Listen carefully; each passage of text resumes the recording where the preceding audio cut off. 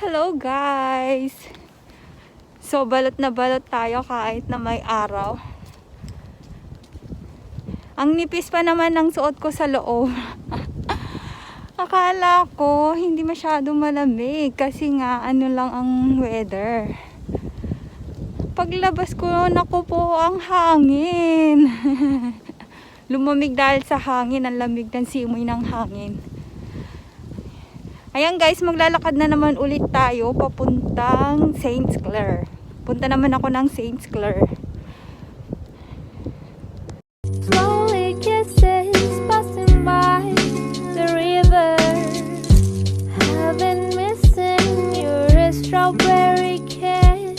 'Cause nothing as sweet the taste still drive me. So, may simbahan dito guys, ayan.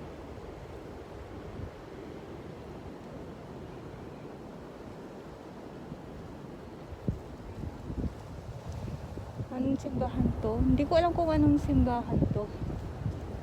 Ayan, maglalakad ulit tayo papuntang St. Claire naman tayo ngayon. So, ang lalakarin natin papunta doon ay ang hangin. 45 minutes walk. Papunta pa lang yun ah. Tapos iba pa yung pabalik. So, okay lang kasi kailangan din natin ng exercise. Kailangan din natin maglakad-lakad. Yan ang lamig. Ayan guys, dito naman yung papuntang Summerhill, kung saan kapag may inuutos si amo na gustong ipabili, wala sa bahay. So dito ako nagko-grocery. Lamig. Grabe ang hangin. Ang lakas ng hangin.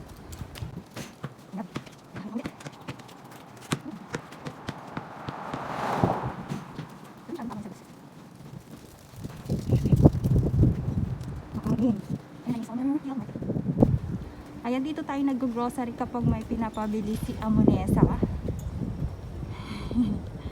Amonesa talaga. Summerhill. Ayan, dati wala yan. Ngayon nilagyan na nila cover. Dati open na open yan. Ngayon may cover na. Kasi nag-winter. Ewan ko lang after winter kung tanggalin. Ganyan, sarapin. Summerhill. So wala pa tayo sa kalahati ng ating pupuntahan. Ito kasing Summerhill na to malapit lang sa bahay. Pero ang mahal ng bilihin. May mga store dito. Ang mahal naman. Tayo sa beach. Beach over the water. So ang beach ito. Ang haba, meron pa siya pataas. Ay, gawin. Bakit kasi?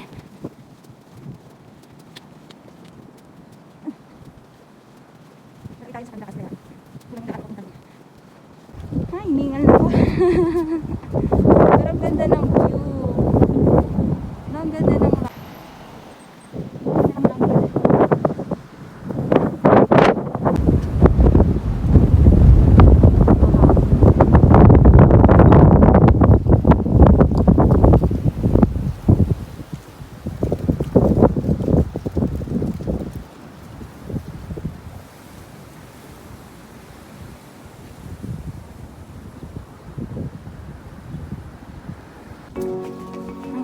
na to.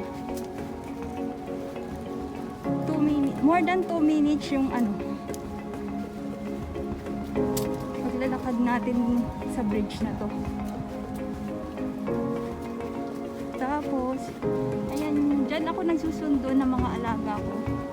Yan ang kanilang public school. Sa side yan. Doon yung harapan sa kabila. Ako naghihintay sa main gate. Magsundo sa mga alaga. Pero nung nag-snow, hindi ako nagsusundo, yung amo ko. kasi tamad sila maglakad, malamig. Pero dahil ano na, magi-spring na tayo. Ay, hindi pala. Start na pala ng spring today. Ayan, hindi ko alam kung nag-forward na ulit yung time namin ng 1 hour.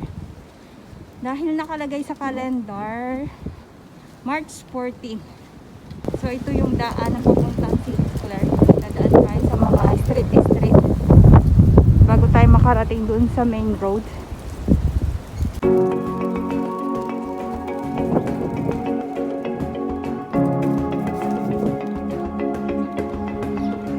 Bahay dito, mga design ng mga bahay.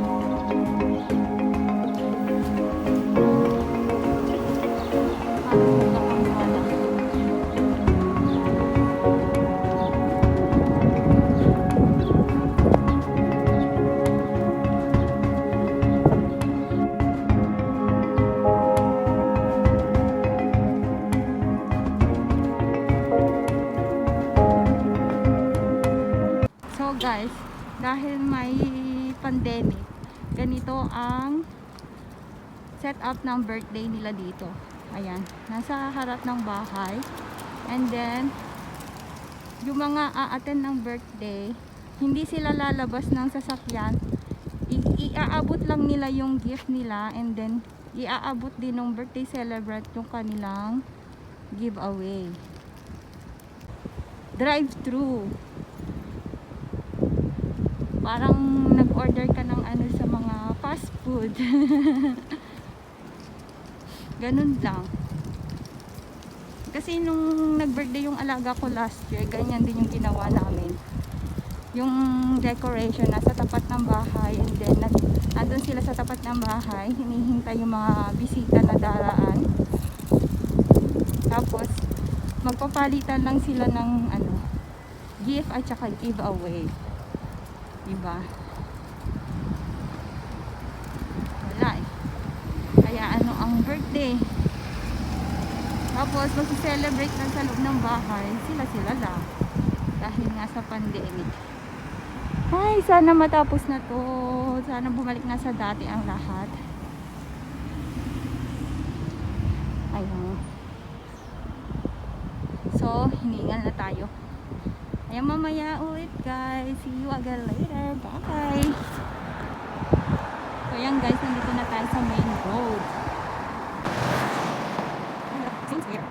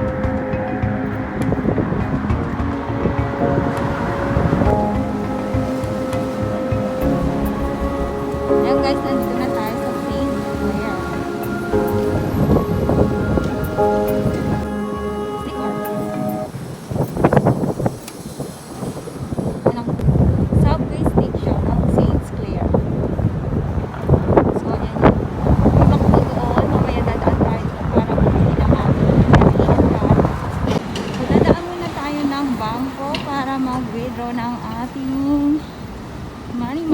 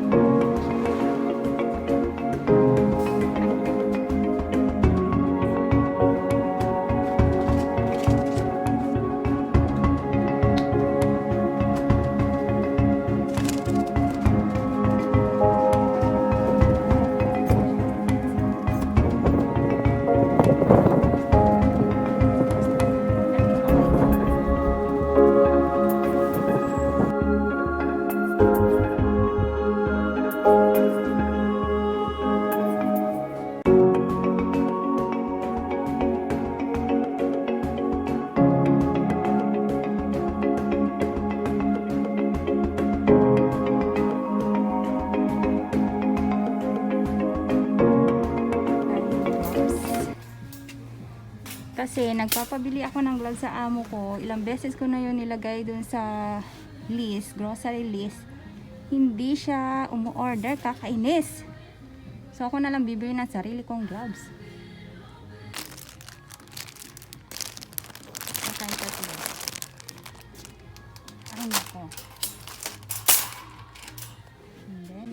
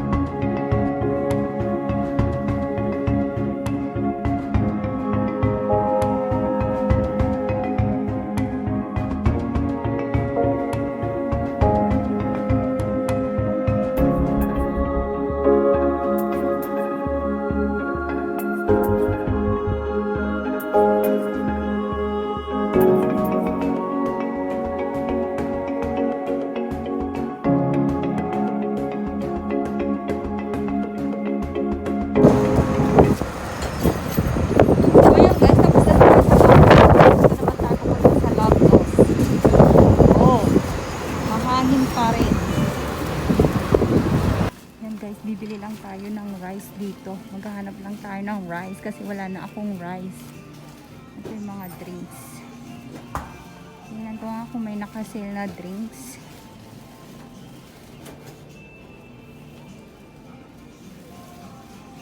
Walang nakasale na drinks.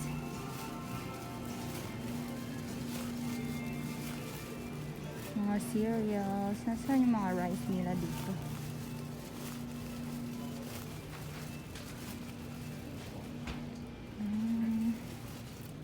Right. Ito mga cereals nila.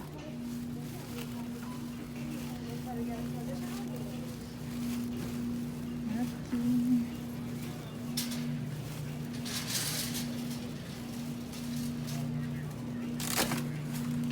Ito mga frozen food.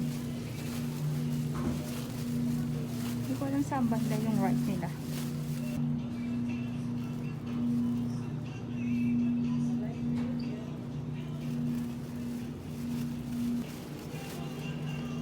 Yogurt.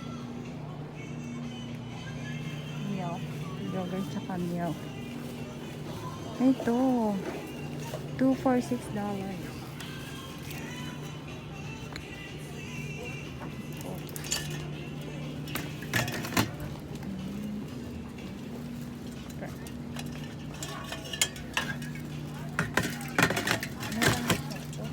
Mga kape. Pero mahal yung kape nila dito.